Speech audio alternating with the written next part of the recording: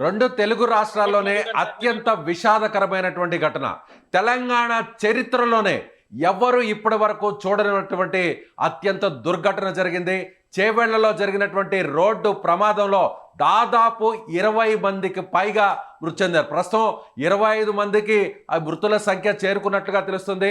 అక్కడ జరిగినటువంటి సంఘటన తీరును చూస్తే ప్రతి ఒక్కరు కూడా కన్నీటి పర్యంతమైనటువంటి దారుణమైనటువంటి దృశ్యాలు అక్కడ కనిపిస్తున్నాయి. అక్కడ జరిగినటువంటి ఘటన యాజ్ ఇట్ ఈస్గా ఏం జరిగిందో ఫుల్ డీటెయిల్స్గా అందించడానికి Suman TV news CEO senior journalist Nirupama అక్కడ చేరుకున్నారు. నిరుపమ, అక్కడ జరిగినటువంటి తాజా పరిస్థితిని, ఇప్పటి వరకు కూడా బస్సులో 70 మంది ప్రయాణిస్తున్నట్టుగా అధికారులు చెప్తున్నారు. 25 మంది చనిపోయినట్లుగా సమాచారం అందుతోంది. అసలు ఏం జరిగింది, అక్కడ ఉన్నటువంటి పరిస్థితులను డీటెయిల్గా వివరించే ప్రయత్నం చేయండి. 4:45కి ఇది అక్కడ డిపో నుంచి, అంటే ఎక్కడైతే ఫస్ట్ బయలుదేరిందో ఆ డిపో నుంచి ఇది 4:45కి స్టార్ట్ అయింది. హైదరాబాద్ సైడ్ వస్తా ఉంది. నిజంగానే ఇందులో 70 మంది ఉన్నట్లు కన్ఫర్మ్ చేస్తున్నారు అందరూ కూడాను. ఆ 70 మందిలో ఇప్పటికీ 25 మంది చనిపోయారు. ఇంకా చాలా మంది క్షతగాత్రులైనటువంటి పరిస్థితి. వాళ్ళందరికీ హాస్పిటల్స్ లో ట్రీట్మెంట్ ఇస్తా ఉన్నారు. ఎదురుగుండా వస్తున్నటువంటి టిప్పర్ లారీ, ఆ టిప్పర్ లారీలో దొడ్డు కంకర ఉంది, లావు కంకర ఉంటుంది కదా, ఆ దొడ్డు కంకర ఉంది. ఆ కంకరతో వస్తున్నటువంటి లారీ ఒక 2 వీలర్ బైక్ వాళ్ళని తప్పించబోయి ఎదురుగుండా వస్తున్నటువంటి ఆర్టీసీ బస్ కి ఢీ కొట్టిందని చెప్తా ఉన్నారు. అయితే ఆ టైంలో బస్సు సేమ్ టైము టిప్పర్ రెండూ కూడా అత్యంత వేగంగా ఉన్నాయనే చెప్తున్నారు. ఎందుకంటే ఆ సమయంలో పొద్దున్నే త్వరగా చేరుకోవాలన్న ఆలోచన, ఎందుకంటే చాలా మంది ఎంప్లాయీస్ ఉన్నారట బస్సులో. ఆ ఎంప్లాయీస్ ని పర్ఫెక్ట్ గా టైం కి రీచ్ చేయాలన్న ఆలోచన బస్సు డ్రైవర్ కు ఉంటుంది. సేమ్ టైం టిప్పర్ నైట్ అంతా లోడ్ వేసుకుని వస్తుంది కాబట్టి అది కూడా అర్జెంట్ గా లోడ్ ని అన్లోడింగ్ చేసేసుకుని వెళ్ళిపోవాల్సినటువంటి పరిస్థితి ఉంటుంది. అందుకే ఇద్దరు కూడా చాలా స్పీడ్ గా ఉన్నారని చెప్తున్నారు. అయితే ఈ రోడ్ లో ఇప్పటికే దాదాపు 4-5 ఏళ్లలో 400 మంది వరకు చనిపోయారని చెప్తున్నారు. రోడ్డు వైడనింగ్ లేకపోవటం, అసలు చాలా చిన్నగా ఉంది రోడ్డు. మనం చూస్తుంటే అసలు ఇంత చిన్న రోడ్లోనా ఇన్ని వెహికల్స్ వెళ్తున్నాయి అనిపిస్తుంది. ఒకసారి వెహికల్స్ స్టార్ట్ చేస్తే 40-50 వెహికల్స్ వరుసగా పోతూనే ఉంటాయంట. ప్రమాద తీవ్రతని, ప్రమాదం జరిగినటువంటి ఆ సంఘటనా స్థలాన్ని ఒకసారి చూపించే ప్రయత్నం చేస్తారా? డెఫినెట్ గా. ఇదిగో చూడండి బస్సు ఎంత దారుణంగా అయిందో ఇన్సిడెంట్. ఈ బస్సు చూస్తుంటేనే మనకు అర్థమైపోతుంది. చాలా ఘోరమైనటువంటి ప్రమాదం ఇది. ఇంత దారుణమైనటువంటి ప్రమాదం ఈ మధ్య కాలంలో ఎవరు చూసుండరు. ఒక్కసారి చూపిస్తాను చూడండి. పైకి వస్తున్నాం మేము కూడాను, బస్ పైకి వచ్చాం ఇప్పుడే. లోపలంతా కూడా కంకరే ఉంది చూడండి. మొత్తం ఈ దొడ్డు కంకరే ఉంది. కంకర వల్లనే ప్రాబ్లం అయింది అంతా కూడా, ఈ కంకర వల్లనే. మొత్తం ఎటు చూసినా అసలు ఇక్కడ చూడండి ఒకసారి స్టీరింగ్ స్టీరింగ్ అనేది అసలు ఏమన్నా ఉందా లేదు. బస్ లో అసలు ఈ పార్ట్ ఏం లేదు, అసలు కంప్లీట్ గా ఎంటీ అయిపోయింది పార్ట్. అంటే ఎంత స్పీడ్ గా తాకిస్తే బస్ కి ఆ టిప్పర్ లారీ ఈ దారుణమైనటువంటి పరిస్థితి ఉంటుందో మనం అర్థం చేసుకోవచ్చు. మొత్తం పగిలిపోవడంతో పాటు బస్సు ఏ పార్ట్ ఆ పార్ట్ ఊడిపోవడంతో పాటు అసలు ఒక పక్కకి ఇలా మొత్తం ఒరిగిపోయింది, 1 సైడ్ కి అయిపోయింది. అంటే సగం పైన సీట్ల వరకు కూడా మొత్తం పోయింది బస్ అంతా. కేవలం ఆ లాస్ట్ లో ఉన్నటువంటి ఒక 3-4 రోస్ ఉన్నాయి. ఆ 3-4 రోస్ మాత్రమే కొంచెం బెటర్ గా ఉన్నాయి. మేబీ వాళ్ళే ఇందులో ఏ 3-4 రోస్ లో ఉన్న వాళ్ళు మాత్రమే బ్రతికున్నటువంటి పరిస్థితి ఉంది. ఒకసారి చూడొచ్చు, మీరు చూడండి. అత్యంత దారుణమైనటువంటి ఇన్సిడెంట్. ఒక చిన్న పాప, 1.5 మంత్ పాప అని చెప్తున్నారు. ఆ పాప కూడా ఈ ఇన్సిడెంట్ లో చనిపోయింది. తల్లితో పాటు ఆ పొత్తుల్లో బిడ్డలాగా అలా పెట్టుకుని ఉంది ఆవిడ. వీడియోలు చూస్తుంటే చాలా బాధగా ఉంది. ఇదిగో ఊళ్ళో వాళ్ళంతా కూడా స్థానికులు గొడవ చేస్తున్నారు. ఎందుకు అంటే గత కొంతకాలంగా రోడ్డు వైండింగ్ కోసం గొడవ చేస్తూనే ఉన్నాము, ఎవరు పట్టించుకున్నటువంటి దాఖలాలు లేవు. ఇంకోటి ఏంటంటే నేషనల్ గ్రీన్ ట్రిబ్యునల్ ఉంది కదా, అదేదో కేసు అయ్యి కోర్టులో ఉంది. దాని వల్ల ఇదంతా ఇష్యూ అయింది, లేకపోతే ఇన్ని ప్రమాదాలు జరగవని చెప్పేసి గొడవ చేస్తున్నారు వాళ్ళందరూ కూడా. ఇంకొకటి ఏంటంటే మార్నింగ్ ఈ టిప్పర్ లారీ ఏదైతే ఉందో ఆ టిప్పర్ 24 hours ఎలా ఉంటుందంటే ఏరియాలో, జిహెచ్ఎంసీ పరిధిలో అయితే మనకి నైట్ మాత్రమే ఉంటుంది.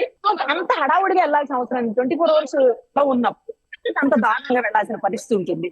అసలు ఎటు చూసినా సరే బస్సుకి కుడివైపున డ్రైవర్ నుంచి కూడా కుడివైపున కూర్చోన్నటువంటి ఆ సీట్లో ఉన్నటువంటి ప్రయాణికులందరూ కూడా అక్కడ ప్రమాద తీవ్రతను, అలాగే ఆ కంకర పడిపోయినటువంటి విధానం చూస్తుంటే కూడా ఆల్మోస్ట్ అటువైపు ఉన్నటువంటి వారే చనిపోయినట్లుగా ఎక్కువగా సంఖ్య పెరిగినట్లుగా.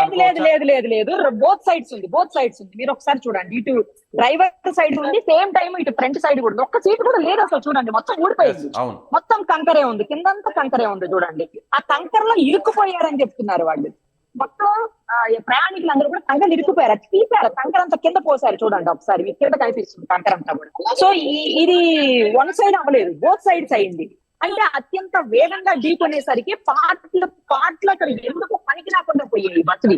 ఇంత పెద్ద ప్రమాదం అయింది. మొన్న మనం చూసిన కర్నూలులో 19 మంది సజీవ దహనం అయ్యారు. మనం మర్చిపోయినా ఇంక 24వ తారీఖు జరిగింది, 10 రోజులు కూడా కాదు. ఇంత లోపల ఇంత ఘోరమైనటువంటి దుర్ఘటన, ఏకంగా 25 మంది చనిపోయారు. ఇంకా మరణాలు పెరిగే అవకాశం ఉంది అంటున్నారు.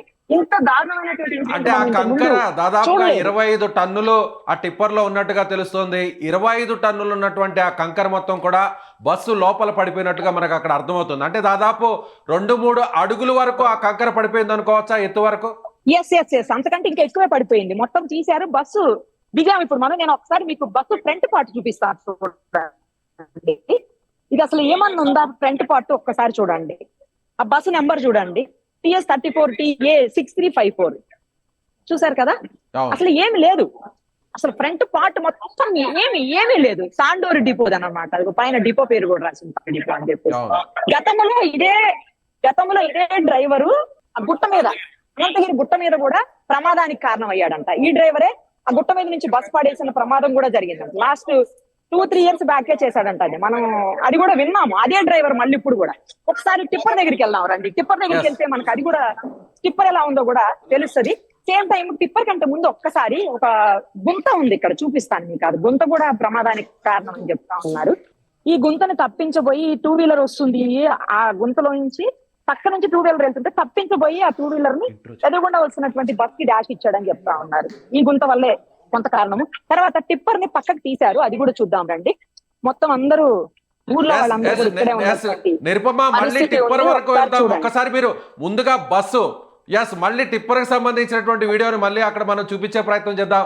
ఆ బస్సు దగ్గరే అసలు ఆ బస్సు దగ్గర ఉన్నటువంటి ఆ ప్రమాద తీవ్రతని మీరు ఒకసారి వివరించే ప్రయత్నం చేయండి. సరే, బస్ దగ్గరే చూద్దాం రండి. అయితే బస్సు అసలు ఏముందని చెప్పాలి. బస్ కి ఏమి లేదు, ఏ పార్ట్ మిగలలేదు. బస్సు అసలు ఒక్క చిన్న పార్ట్ కూడా మిగిలినటువంటి పరిస్థితి. అసలు ఇంత పూర్తిగా డ్యామేజ్ అయింది ఈ మధ్య కాలంలో ఎవ్వరూ ఎక్కడా కూడా చూడలేదు అసలు.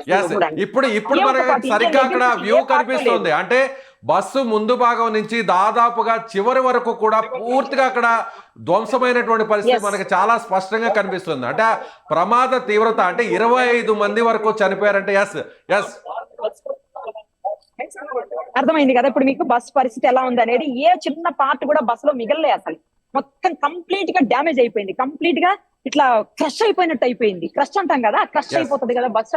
ఇట్లా పిండేస్తే అయిపోతుంది చూడండి, అట్లా క్రష్ అయిపోయినట్టు అయిపోయింది. అసలు ఇంత ఘోరంగా అయితే ఈ మధ్యకాలం చూడలేదు మనం. ఇంత దారుణంగా అయిపోయింది. అసలు ఏ పార్ట్ లేదు. అక్కడ కట్టర్స్ కనిపిస్తున్నాయి, అందులో బయటకు తీస్తున్నట్టుగా తెలుస్తుంది.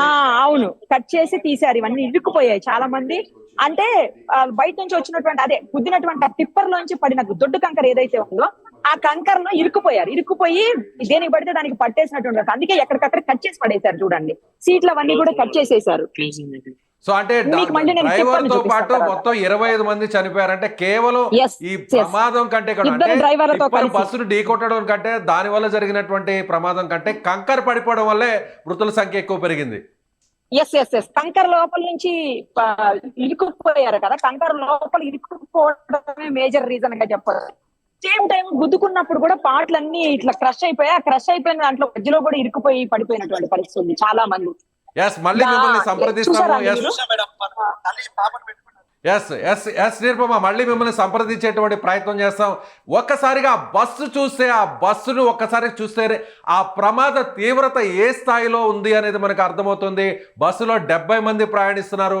70 మంది ప్రయాణిస్తున్నటువంటి ఆ బస్సుని ఒక్కసారిగా 25 టన్నుల లోడుతో వెళ్తున్నటువంటి వేగంగా వెళ్ళి ఆ టిప్పర్ బస్సుని ఢీకొట్టడంతో బస్సు మొత్తం అంతా కూడా నుజ్జు అయిపోయింది.